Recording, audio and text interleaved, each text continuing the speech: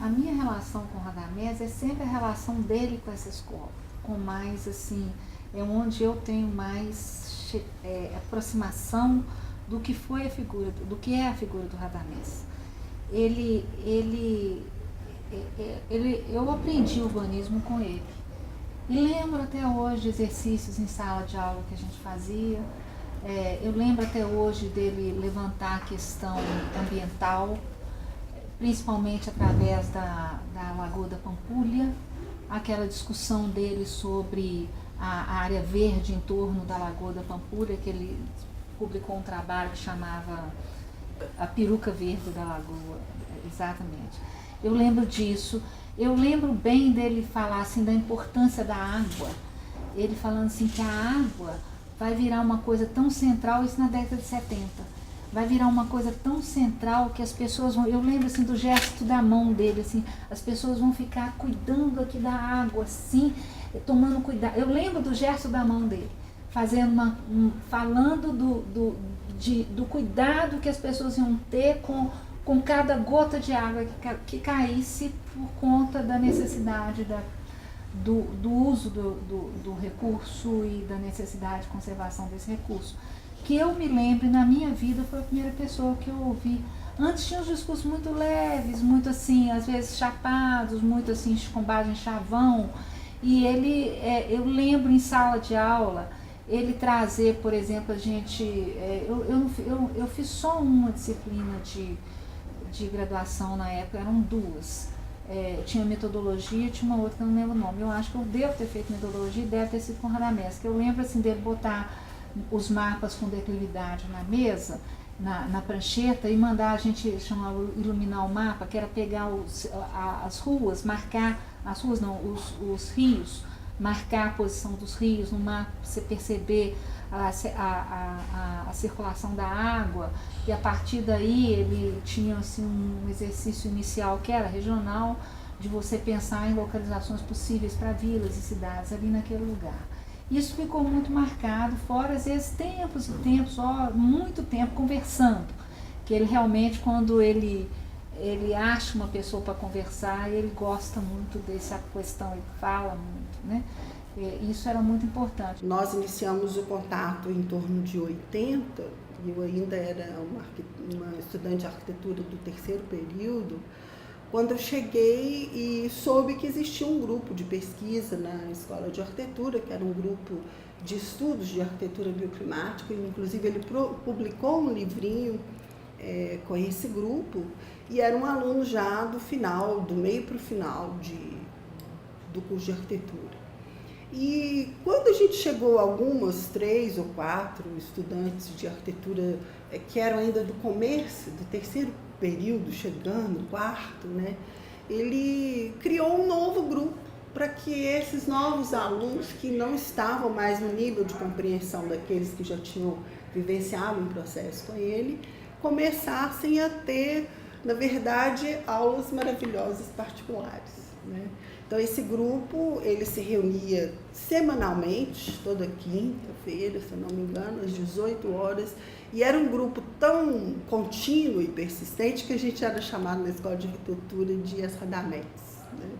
E isso, por um lado, era pejorativo para quem nos chamava de Radamés, mas eu me sinto orgulhosíssima e assumo essa questão, né, de ser a Radamés. E a forma dele me fazer pensar arquitetura contribuiu muito para que eu fosse uma arquiteta também da contramão, né? Eu fui trabalhar em 83 no Vale do Jequitinhonha para estudar arquitetura de terra, tecnologias da arquitetura de terra, e aquilo era uma loucura. Eu era a doida do adobe, como ele também era o doido do urbanismo. Mas era essa questão assim, a principal contribuição que eu vejo é a inserção do lado social do urbanismo, né? Não é você fazer uma cidade dentro de 4 paredes, e vem um pouco desse conceito do Amos Rapoport, da questão do urbanismo participativo.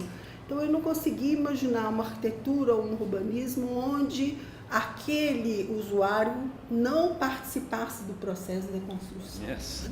O primeiro contato que eu tive com ele foi, ele era assistente de geometria descritiva. o professor, na época catedrático, né? Era o professor João Kubitschek de Figueiredo, tio do Juscelino, que era um cara britânico, ia de terno, gravata, cumprimentava os alunos, cada prancheta, bom dia, como vai? E os assistentes eram o Luiz Simões, o famoso Barbantim, e o professor Radamés. E tinha mais um outro assistente, agora não estou lembrando, eram 3. O professor João Kubitschek dava a explicação teórica e os assistentes, que naquela época tinha a aula expositiva e depois outra aula de aplicação, né? Prática, chama prática. A expositiva e a prática. Então os assistentes davam a prática. E o professor Radamés era assim, sabia bastante, mas a explicação dele era muito confusa, porque ele se perdia no meio, né, da explicação, era engraçado e tal.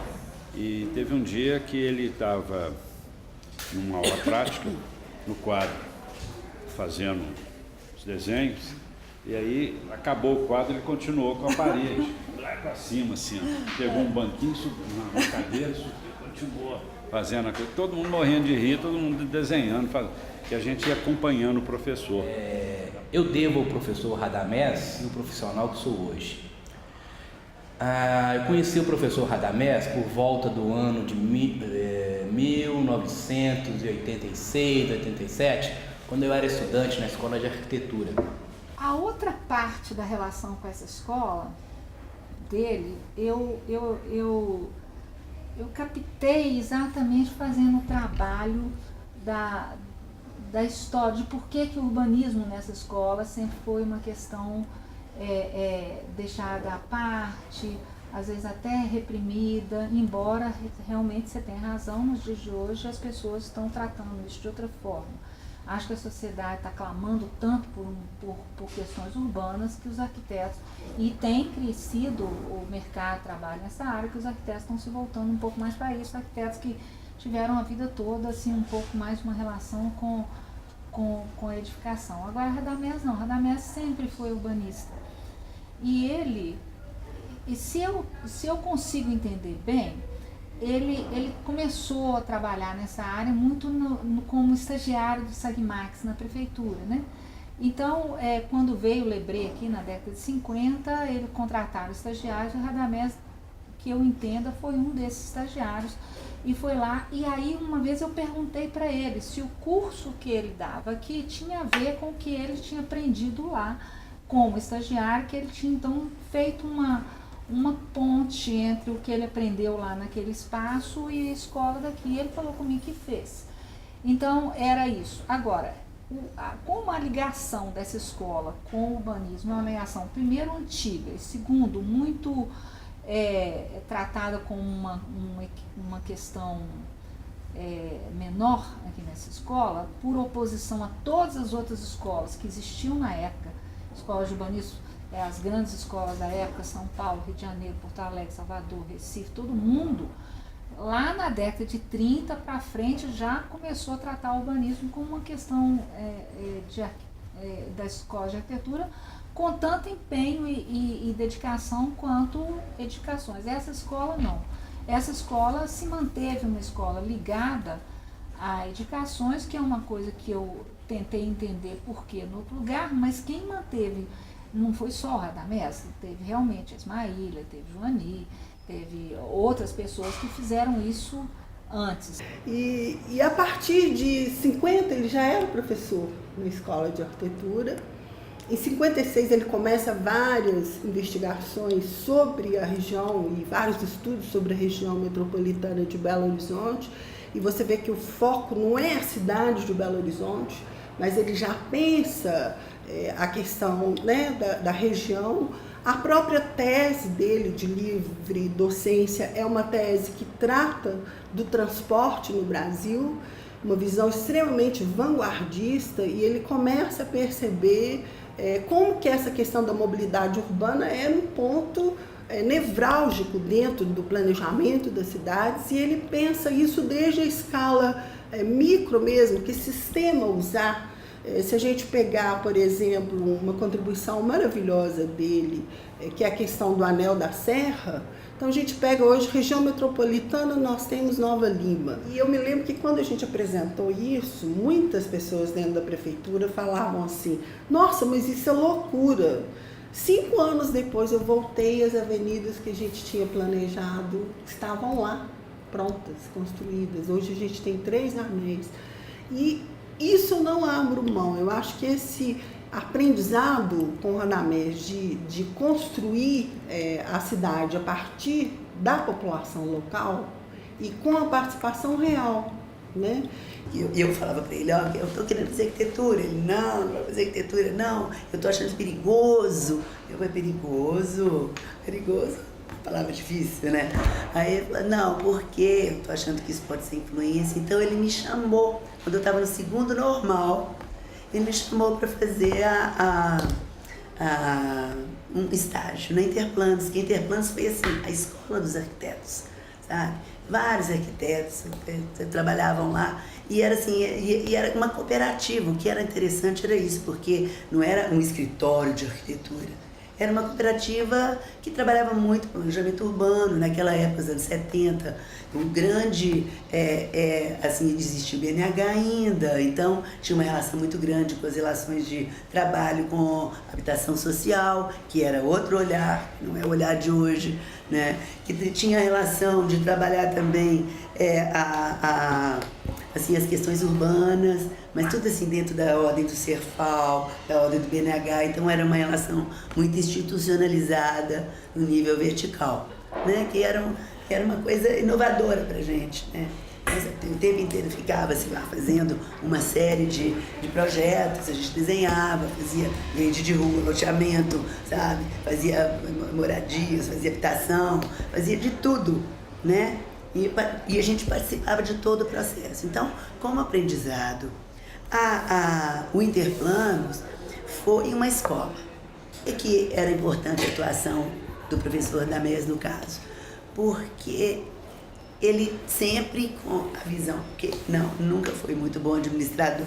Fernando Coelho, o professor Fernando Coelho, eles fundaram a FUMA, foram os dois, encabeçaram a FUMA, que hoje é o ENG. Depois, com o professor Mário Werneck, eles fundaram a Escola de Engenharia Kennedy, sabe? Mas sempre a maior continuidade dele foi na Escola de Arquitetura da UFMG, né? Que foi assim, o grande esteio que ele teve, embora ele tivesse muitos conflitos, né? De ordem mesmo, de olhares, né? De ordens conceituais, mas foi assim, onde realmente houve uma grande realização no sentido de trabalhar como professor, de criar, de fazer trabalhos de pesquisa, né? Nesse meio tempo tinha o laboratório de arquitetura também na própria escola, do qual ele participou, né? Ele teve funções administrativas, chefe de departamento, chefe de colegiado, departamento do curso de urbanismo, da especialização em urbanismo. Então, ele sempre viu, à medida que ele começava a entrar na área de urbanismo, saindo da geometria descritiva e entrando para o urbanismo, ele começou realmente a definir uma série de outras coisas. Então, ele trabalhou nesse período, ele trabalhou lá na prefeitura, no serviço de plano diretor da prefeitura, né? E depois ele fez, muitos anos depois, ele começou com projeto de extensão, fez uns projetos de extensão, muitos projetos de extensão, principalmente de apoio. Existia um órgão aqui de extensão na escola que prestava assessoria para prefeituras carentes, de um modo geral. Então, como era serviço de extensão, não se recebia, porque eram trabalhos de extensão, né, estrito senso. E ele desenvolveu muitos trabalhos assessorando essas prefeituras, né? E no Interplanos, paralelamente, tá? Ele fazia os planos diretores, tudo isso foi feito dentro do Interplanos. 72, se eu não me engano, e aí ele começou a dar consultorias, né? Foi aí que ele passou a dar consultoria na Prefeitura de Itabira por muitos anos, né? e fazendo através de projeto de leis, recuperando, e deu para a Prefeitura de Nova Lima também, mas foi posterior. Nova Lima ele deu muitos anos mesmo. Nova Lima não, Itabira. E assim, fazia de projeto de leis, sabe? Ele fazia todo o remanejamento. Ele era um consultor da Prefeitura e junto, uma questão importante, era um consultor junto à Vale. Entendeu? Então, assim, ele fazia com que ele tentava, né, de uma maneira ou de outra, articular. Era uma situação política interessante, porque ele tentava articular as relações de aceitação da Prefeitura, a Vale aceitar as coisas da Prefeitura e vice-versa. Mas eu lembro que tinha questões assim de abrir ferrovia, de abrir parques, sabe? Assim, de inclusive localização de novos bairros, sabe? Todos esses eles eram direcionados para que a comunidade ou a população fosse beneficiada, sabe? Então, assim, tinha uma relação muito grande com a ordem local, que era uma coisa que naquela época não era tão presente nos planos, né? Ou nas ações, principalmente advindas do poder público, principalmente vindo de uma outra, de uma empresa de porte tão maior. E naquela época, se convia que as indústrias, né, ou as empresas, ou as companhias, né, elas não tinham a acuidade, né, de que hoje é lei, né? Então, assim, foi um trabalho hercúleo da parte dele, porque essa conciliação, às vezes, era, assim, eram coisas danosas, até ele ficava sem dormir, ficava preocupado, sabe? Eu lembro quando ele era chefe do plano diretor, que teve a implantação do cemitério da Paz, né, ali na Avenida Carlos Luz. Então, assim, ele ficavam ligando, vários telefonemas, surgiram vários telefonemas anônimos, né? Assim, está construindo, liberando um cemitério perto da sua casa, porque não é perto da sua casa, sabe? Algumas coisas assim que na verdade transportavam até para a relação social, pessoal, mas que na verdade não era uma coisa que tecnicamente ele teria que, não era uma situação que era de ordem pessoal, era de uma ordem de técnica em função. Então, Ribeirão das Neves, ele tem um apoio enorme às comunidades de Ribeirão das Neves, principalmente as carentes, porque elas pleiteavam junto à prefeitura e ele dava suporte à prefeitura, entendeu? Então, ele fazia o diálogo de ambas as partes, alegando uma coisa e alegando outra, para que houvesse essa possibilidade de criações. Então, criação de avenidas, sabe? Criação de áreas de lazer para a população, escolas para carentes. Então, todo esse trabalho foi feito também em Ribeirão das Neves. A luta foi tem sido, né? Agora menos, mas assim, ainda tem sido a tônica do projeto dele, porque ele vai peitando mesmo. Ele fala assim, não, isso tem que ser desse jeito, por causa disso. E eu falei assim, não, mas calma lá, tem esse outro lado, tem esse outro lado que vai para chegar nisso. Mas esse lado que eu estou propondo pode chegar aqui, mas pode avançar mais um pouco. Então sempre tinha o avançar, tinha o ir além, né? Então eu acho que essa é realmente uma qualidade no trabalho. Ele sempre foi um extremo defensor da participação da população. Ele sempre acreditou piamente nisso, sabe? Ai, papai, mas não vai dar, não é possível, isso não vai chegar em lugar nenhum. Olha, não chega hoje, mas vai chegar um dia. Chegou. Sabe? Vai chegar um dia. Então, assim, não importa, a relação temporal para ele, não importa. O que importa é a relação do objetivo. Na verdade, ele sempre teve muita participação também no CREA, né? E ele ainda, agora menos, mas ele continua participando principalmente do programa da Agenda 21, né, no CREA. Agora que a gente é CAL, né? Mas eles ainda chamam ele para a reunião do CREA, sabe? Ele tem ido muito pouco. Mas assim, as discussões que são feitas, né, de ordem ambiental eram interessantes, porque ele trazia sempre uma relação também com esse sítio, sabe? Com essas demandas. Foi em Brasília, né?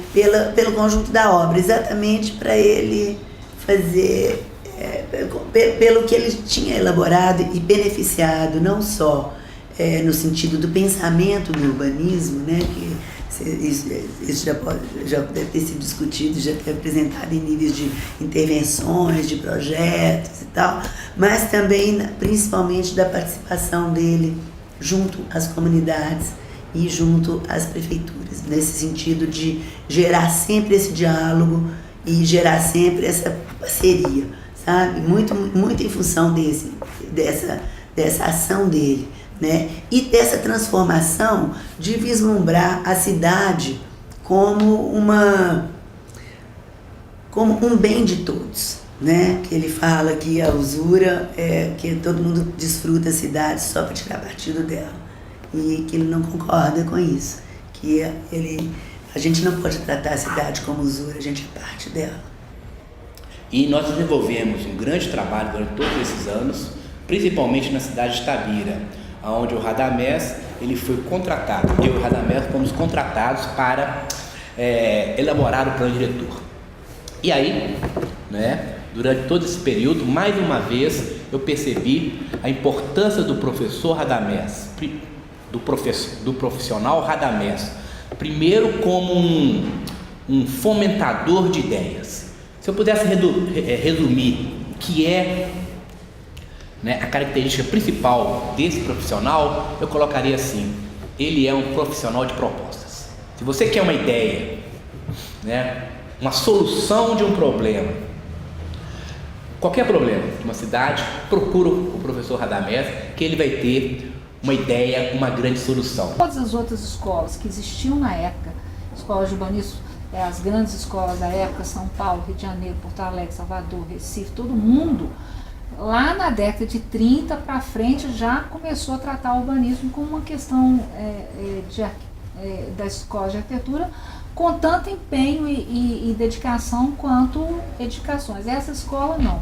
Essa escola se manteve uma escola ligada a edificações, que é uma coisa que eu tentei entender por que no outro lugar, mas quem manteve não foi só o Radamés, teve realmente a Ismaília, teve Joani, teve outras pessoas que fizeram isso antes. Está me escapando o nome aqui, mas também tem mais gente que trabalhou com a questão de urbanismo e que trouxe essa formação para a época. E aí o Radamés, ele tem assim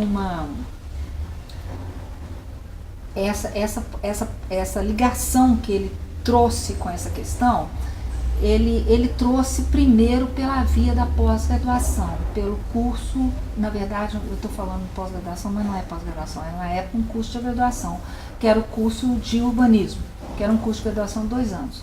Este curso ele foi montado aqui em Belo Horizonte e no Brasil com base nos modelos internacionais da época, que o modelo de uma formação de urbanistas com 2 anos, ele começa em Liverpool no início do século XX, se a minha memória não está ruim, é 1911, que abre esse curso lá em Liverpool. Dali ele pulou para Harvard, depois foi para a Sorbonne. Na Sorbonne, ele veio para o Brasil através da figura do Agache na década de 30.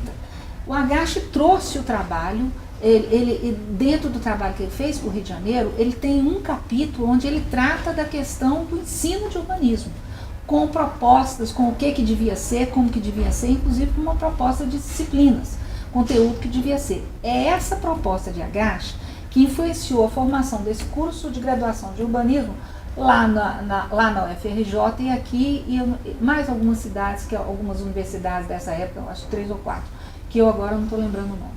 Mas ele formou. Essa escola veio para cá. Quando eu cheguei aqui, eu já cheguei depois da reforma universitária, que foi em 68. E a reforma universitária acabou com esse modelo de um curso de graduação em urbanismo que não tivesse acesso para o vestibular, que não fosse, por exemplo, de 4 anos de duração. Então, aquele curso deixou de ser um curso de graduação e aí teve que ser transformado num curso de especialização, e como a gente era arquiteto urbanista, teve que dar disciplina de graduação no nível de graduação, que aqui então entraram 2 disciplinas de graduação, que eu me lembro então de ter feito uma delas com Radamés.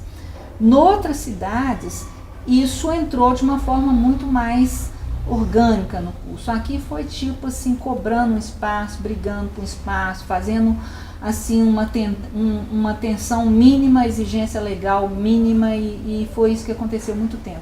O curso de especialização, ele continuou com a especialização durante muito tempo. Ele acabou de ser oferecido lá na década de 30, foi fechado legalmente em torno de 2000, mas a geração dos professores que se empenhou de formar aquele curso, ela nunca aceitou a reforma universitária. Então, o fato de o curso não dar um título de urbanista de graduação, então foi assim, uma morte lenta e dolorida do curso, que ele foi acabando. Ele vê com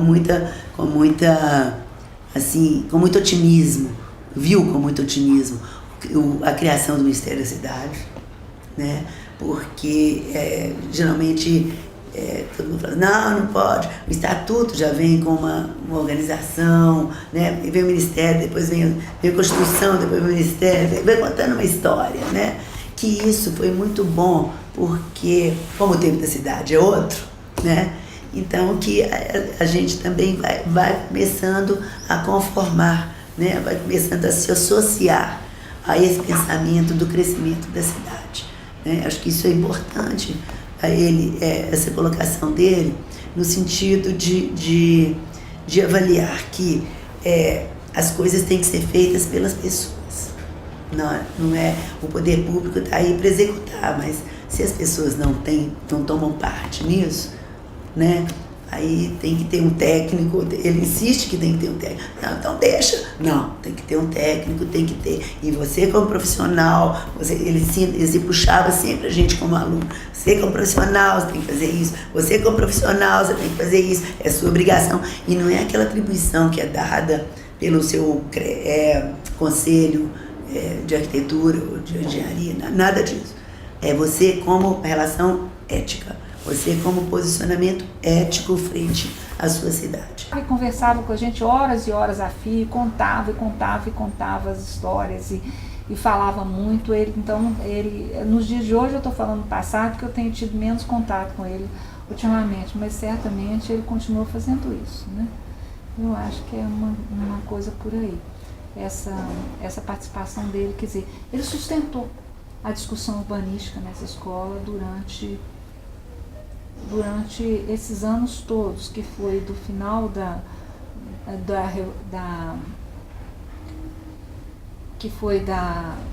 reforma universitária até mais ou menos 2000, quando conseguiu, 97 basicamente, que começou a aumentar de fato a formação dos estudantes na graduação, não o tanto que a gente imaginaria que fosse possível e necessário, mas um desenvolvimento maior.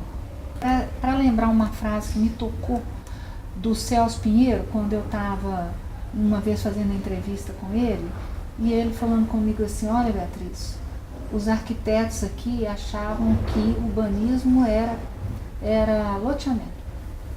Então ele falou assim: olha, na década de 50, 60, a periferia já estava um horror e os arquitetos aqui não davam a menor importância ao fato. Quer dizer, isso foi assim, um dos motivos pelo qual o desenvolvimento do urbanismo aqui o desenvolvimento urbano de Belo Horizonte, o crescimento da cidade, foi um crescimento assim tão aleatório e tão mal resolvido, né?